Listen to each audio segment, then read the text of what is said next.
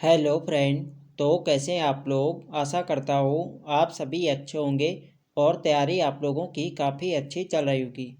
तो देखो हमारी उत्तराखंड जीके सीरीज चल रही थी, तो आज की क्लास में भी आपको उत्तराखंड जीके के अति महत्वपूर्ण प्रश्न यहाँ पे देखने को मिलेंगे, जो आपकी आने वाली सभी भर्ती परीक्षाओं के लिए काफ़ी महत्वपूर्ण रहेगी। तो आज की क्लास काफ़ी महत्वपूर्ण क्लास होने वाली है, तो आप लोग क्लास को शुरू से अंत तक ज़रूर देखें, आपको आने वाली एग्ज़ाम में काफ़ी हेल्प मिलेगी। तो चलिए क्लास को शुरू करते हैं बिना किसी देरी के। फर्स्ट क्वेश्चन यहाँ पे देखेंगे, एक हथिया देवाल किसने बनवाया था। तो यहाँ पे आप लोग ऑप्शन देख सकते हैं, इसका जो सही आंसर है यह ऑप्शन बी बाज बहादुर चंद। बाज बहादुर चंद ने एक हथिया देवाल बनवाया था, ये आपको ध्यान रखना है। और एक हथिया देवाल आपके किस जनपद में, तो एक हथिया देवाल है पिथौरागढ़ में। तो इससे एक कन्फ्यूजिंग क्वेश्चन बनता है कि एक हथिया नौला किस जनपद में है। तो एक हथिया नौला तो आपके चंपावत में है और एक हथिया देवाल है पिथौरागढ़ में, ये आपको ध्यान रखना है। जो एक हथिया देवाल है इसकी जो बनावट है ये एलोरा के कैलाश मंदिर के समान है, ये भी आपको ध्यान रखना है। क्वेश्चन बनता है कि किसकी बनावट एलोरा के कैलाश मंदिर के समान है, तो ये एक हथिया देवाल की, ये आपको ध्यान रखना है, इंपॉर्टेंट है परीक्षा की दृष्टि से। अगला प्रश्न यहाँ पे देखेंगे,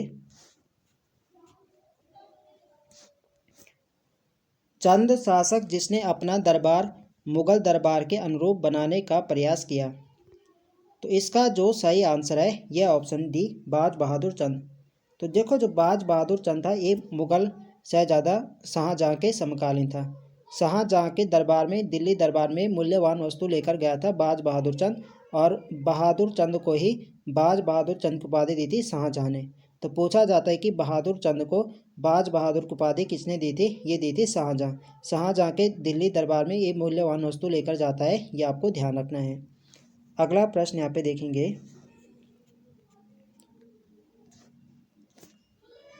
किस चंद शासक का सेनापति कालू तड़ागी था।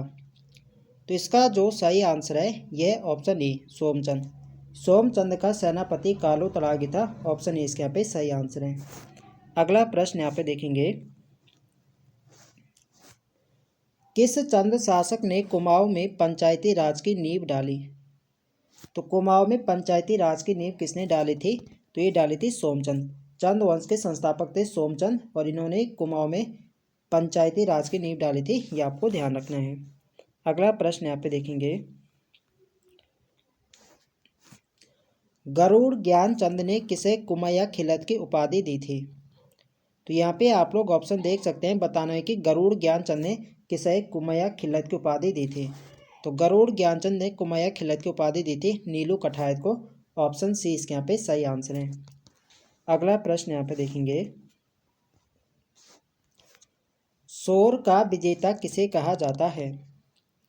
तो इसका जो सही आंसर है यह ऑप्शन है ज्ञानचंद। ज्ञानचंद को शोर का विजेता कहा जाता है, ऑप्शन ए इसके यहाँ पे सही आंसर है। अगला प्रश्न यहाँ पे देखेंगे, किस चंद शासक एवं कुमाऊं वीरांगना भागा दौन्यात के बीच द्वंद्व युद्ध का वर्णन मिलता है। तो इसका जो सही आंसर है यह ऑप्शन है भारती चंद। भारती चंद एवं कुमाऊं वीरांगना भागा दौन्यात के बीच द्वंद्व युद्ध का वर्णन मिलता है, यह आपको ध्यान रखना है। अगला प्रश्न यहाँ पे देखेंगे, किस चंद शासक ने जिंदा केतन नामक बंदोबस्ती अधिकारी की नियुक्ति की। तो किस चंद शासक ने जिंदा केतन नामक बंदोबस्ती अधिकारी की नियुक्ति करी थी, तो ये करी थी रतन चंद ने, ऑप्शन बी इसके यहाँ पे सही आंसर है। अगला प्रश्न यहाँ पे देखेंगे,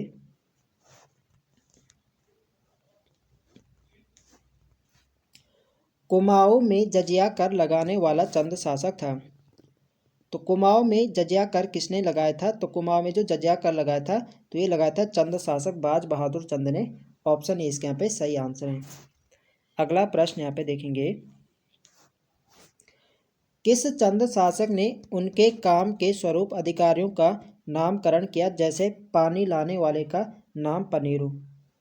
तो किस चंद शासक ने उनके काम के स्वरूप अधिकारियों का नामकरण किया था, जैसे जो पानी लाता था उसका नाम पनीरू आदि रख दिया था, तो ये रखा था बाज बहादुर चंद ने, ऑप्शन सी इसके यहाँ पे सही आंसर है।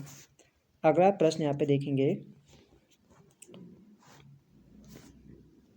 किस चंद शासक का एकमात्र चित्र मिलता है जिसे न्यूयॉर्क संग्रहालय में रखा गया? तो किस चंद शासक का एकमात्र चित्र मिलता है जिसे न्यूयॉर्क संग्रहालय में रखा गया है? तो ये मिलता है बाज बहादुर चंद का ही। ऑप्शन बी इसके यहाँ पे सही आंसर है। अगला प्रश्न यहाँ पे देखेंगे,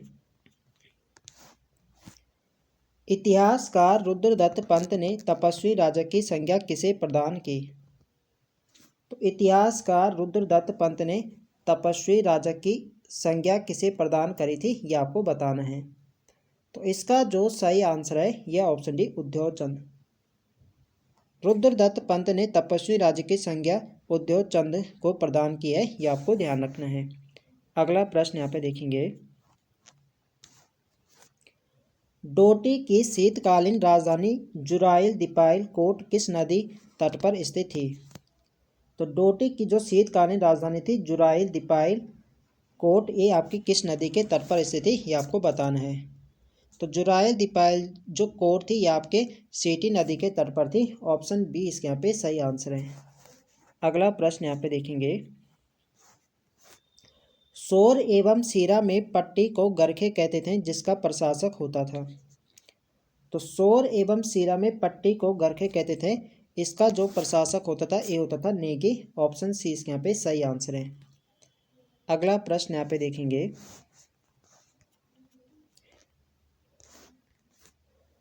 कत्तूरी राजकुमारों के मनीला गढ़ पर किसने आक्रमण किया था?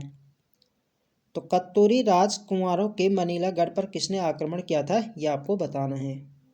तो इसका जो सही आंसर है यह ऑप्शन है बाज बहादुर चंद।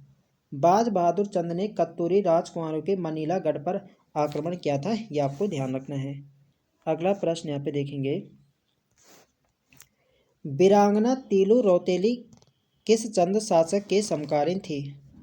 तो गढ़वाल की जॉन ऑफ आर्क कहा जाता है तीलू रौतेली को, और ये किसके समकालीन थी? तो ये चंद शासक बाज बहादुर चंद के समकालीन थी। ऑप्शन बी इसके यहाँ पे सही आंसर है। देखो फ्रेंड्स, वीडियो पसंद आ रही तो फ्रेंड्स वीडियो को लाइक करें, शेयर करें, और जो लोग चैनल पर नए हैं चैनल को सब्सक्राइब करें। नेक्स्ट क्वेश्चन है हमारा, पंवार राज्य पर विजय प्रतीक के रूप में नंदा देवी की मूर्ति गढ़वाल से लाकर अल्मोड़ा किले में किसने स्थापित कराई थी? तो पंवार राज्य पर विजय प्रतीक के रूप में नंदा देवी की मूर्ति गढ़वाल से लाकर अल्मोड़ा किले में किसने स्थापित कराई थी, ये आपको बताना है। तो इसका जो सही आंसर है यह ऑप्शन बी बाज बहादुर चंद। बाज बहादुर चंद ने गढ़वाल विजय के रूप में नंदा देवी की मूर्ति को गढ़वाल से लाकर अल्मोड़ा किले में स्थापित कराया था, यह आपको ध्यान रखना है। अगला प्रश्न यहाँ पे देखेंगे, उद्योत चंद के समय गढ़वाल का नरेश कौन था? तो उद्योत चंद के समय गढ़वाल नरेश कौन था? तो उद्योत चंद के समय जो गढ़वाल नरेश था ये था फतेह शाह। ऑप्शन बी इसके यहाँ पे सही आंसर है। अगला प्रश्न यहाँ पे देखेंगे, त्रिपुरी सुंदरी का मंदिर किस जनपद में स्थित है? तो त्रिपुरी सुंदरी का जो मंदिर है यह आपके अल्मोड़ा जनपद में है। ऑप्शन ए इसके यहाँ पे सही आंसर है। अगला प्रश्न यहाँ पे देखेंगे, निम्न में से किस शासक का राजवैद्य वरदेव जोशी था? तो किस शासक का राजवैद्य वरदेव जोशी था? तो इसका जो सही आंसर है यह ऑप्शन बी उद्योग चंद। उद्योग चंद का राजवैद्य वरदेव जोशी था, यह आपको ध्यान रखना है। अगला प्रश्न यहाँ पे देखेंगे, उद्योग चंद का सेनापति थे।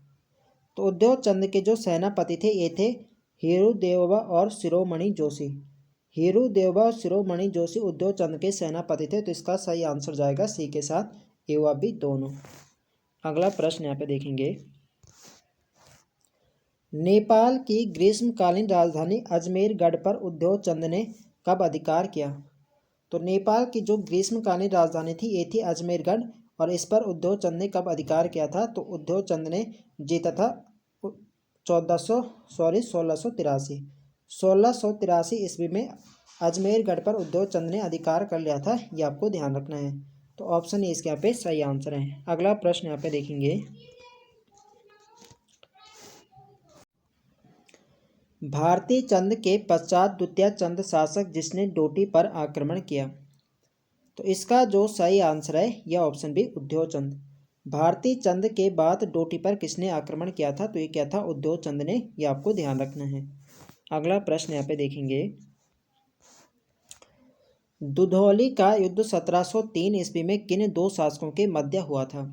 तो दुधौली का युद्ध कब हुआ था? तो दुधौली का युद्ध हुआ था 1703 में, और एक किन दो शासकों के मध्य हुआ था ये आपको बताना है।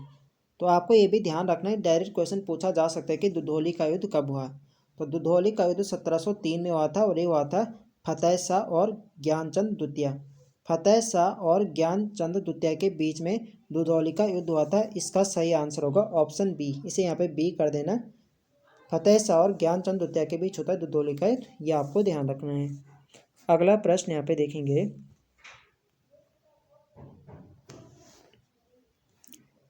द्वितीय ज्ञानचंद ने बधानगढ़ पर कब विजय प्राप्त की? तो द्वितीय ज्ञानचंद ने बधानगढ़ पर कब विजय प्राप्त करी थी? तो ये करी थी 1699 ईस्वी में। ऑप्शन ए इसके यहाँ पे सही आंसर है। अगला प्रश्न यहाँ पे देखेंगे, ग्वालदम युद्ध के समय गढ़वाल का शासक कौन था? तो देखो, जो ग्वालदम का युद्ध है जिसे बधानगढ़ के युद्ध के नाम से वैसे जाना जाता है, ये होता है आपके 1582 ईस्वी में। 1582 ईस्वी में ग्वालदम का युद्ध होता है, और ये होता है रुद्रचंद और बलभद्र शाह के बीच में। इसमें बलभद्र शाह की जीत होती है और इसमें रुद्रचंद की हार होते हैं। इस युद्ध में रुद्रचंद का सेनापति पुरखू पंत, जिसे पुरुषोत्तम पंत या पुरखू पंत के नाम से जाना जाता है, ये आपको ध्यान रखना है। पूछा जाता है कि पुरुषोत्तम पंत किस युद्ध में मारे गए थे? ये मारे गए थे ग्वालदम के युद्ध में, ये आपको ध्यान रखना है। तो ग्वालदम युद्ध के समय गढ़वाल का शासक कौन था? तो ये थे बलभद्र शाह। ऑप्शन ए पे सही आंसर हो जाएगा। तो यह प्रश्न ऐसे भी पूछा जा सकता है कि ग्वालदम युद्ध के समय कुमाऊं का शासक कौन था? तो कुमाऊं का शासक था रुद्रचंद। रुद्रचंद और बलभद्र शाह के बीच में होता है ग्वालदम युद्ध 1582 में, ये आपको ध्यान रखना है। अगला प्रश्न यहाँ पे देखेंगे, किस काव्य में लक्ष्मी चंद का नाम लक्ष्मण मिलता है? तो लक्ष्मी चंद को लक्ष्मण नाम से भी जाना जाता है, और ये जो नाम मिलता है ये मिलता है मनोदय काव्य में। ऑप्शन बी इसके यहाँ पे सही आंसर है। मनोदय काव्य किसका है? तो मनोदय काव्य भरत कवि का, ये भी आपको ध्यान रखना है। किस चंद शासक के समय लोग करो टैक्स के भय से साग सब्जियां छतों पर उगाते थे? तो इसका जो सही आंसर है यह ऑप्शन है लक्ष्मी चंद। लक्ष्मी चंद के समय लोग करो टैक्स के भय से साग सब्जियां छतों पर उगाते थे, ये आपको ध्यान रखना है। अगला प्रश्न यहाँ पे देखेंगे, निम्न में लक्ष्मी चंद द्वारा लगाए गए कर थे? तो लक्ष्मी चंद द्वारा जो लगाए गए कर थे ये थे जूलिया और सिरती। जूलिया और सिरती कर ये लक्ष्मी चंद ने ही लगाए थे, ये आपको ध्यान रखना है। तो इसका सही आंसर जाएगा सी के साथ, ये वह भी दोनों। अगला प्रश्न यहाँ पे देखेंगे, किस ताम्र पत्र में लक्ष्मी चंद का नाम लक्ष्मण मिलता है? तो किस ताम्र पत्र में लक्ष्मी चंद का नाम लक्ष्मण मिलता है? तो ये मिलता है मोनाकोर ताम्र पत्र में। ऑप्शन बी इसके यहाँ पे सही आंसर है। अगला प्रश्न यहाँ पे देखेंगे, लखुली व बिराली उपनाम है?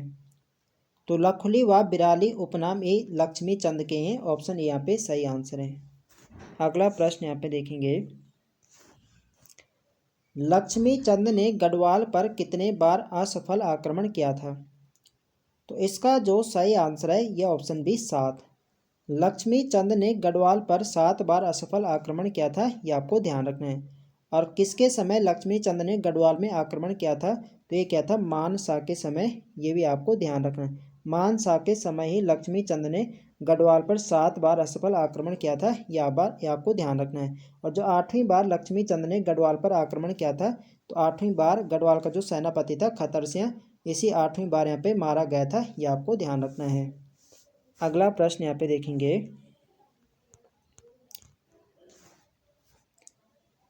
गैड़ा सिंह किस शासक का सेनापति था? तो गैड़ा सिंह ये लक्ष्मी चंद का सेनापति था। ऑप्शन ए इसके यहाँ पे सही आंसर है। अगला प्रश्न यहाँ पे देखेंगे, लक्ष्मी चंद द्वारा बागनाथ मंदिर का जीर्णोद्धार कब कराया गया था?